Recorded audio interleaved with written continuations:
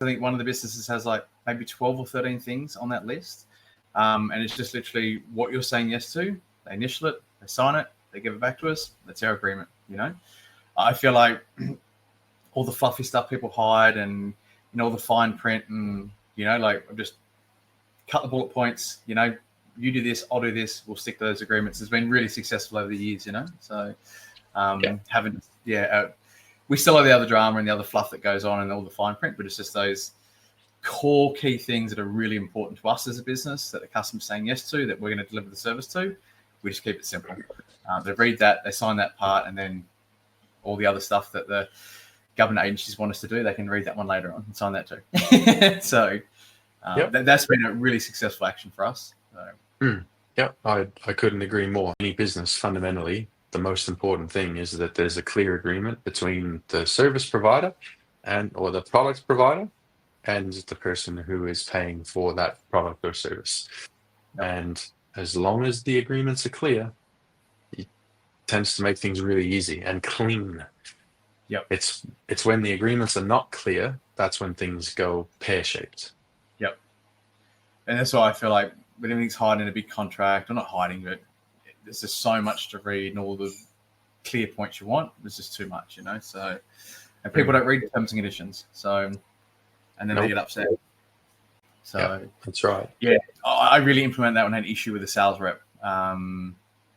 Just trying to scale, put a guy on, and he was just selling not the way I would sell, and the wrong message was going out, and so that stopped a lot of the sales going through. You know, like even though he did sell it, if the customer wouldn't sign that and agree to that sort of stuff, or you know, they're not our customer, and he'd have to go back and have those conversations, and the customer would be willing to sign that and want to go ahead. Otherwise, we wouldn't take them onto the business, you know. So, that solved a lot of problems, which was great, you know. So, so there's a lot of people I do say no to because I just don't want, you know, I feel that they're going to be a problem customer, or, you know, we're not going to service them the way they want service. So I'd rather say no to the business than take it on and try and service them and end up with unhappy people, you know. Yeah, absolutely. There's no point in working with a customer who you can't work with, who you don't enjoy, and who, you know, in a worst case scenario is abusive, or it's like, you know, we're all customers of some other businesses, right? Part of our role, if we're a customer, part of our role is to be a good customer. Make it easy for them to deliver the thing that we want them to deliver. But not all customers remember that. Yep.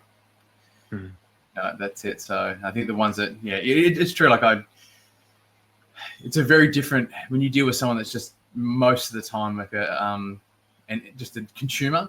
They don't run a business and on management. It's a very different person to deal with when you deal with another business owner on a day-to-day basis, or you deal with someone that is in management or has to deal with people. They really get it, you know. So that customer service and understand both sides of the coin, you know, being a customer and also delivering service as well.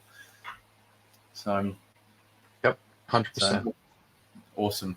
And so, mate, so we touched on with leadership, so and how it ties over to all the divisions together. So tell us more about that. So if you can think of the 8 divisions that we've already touched on, if you can visualize them as an 8-pointed star.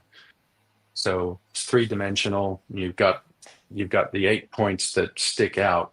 And then if you can imagine kind of just like a skin that goes over all and touches all 8 points, all 8 divisions, right? Leadership is a business. You can look at it as like it's a bowl. And when a business first starts out, it's a small little bowl. And then as the business expands, the bowl gets bigger. Well, what's actually happening there is the divisions are all expanding, right?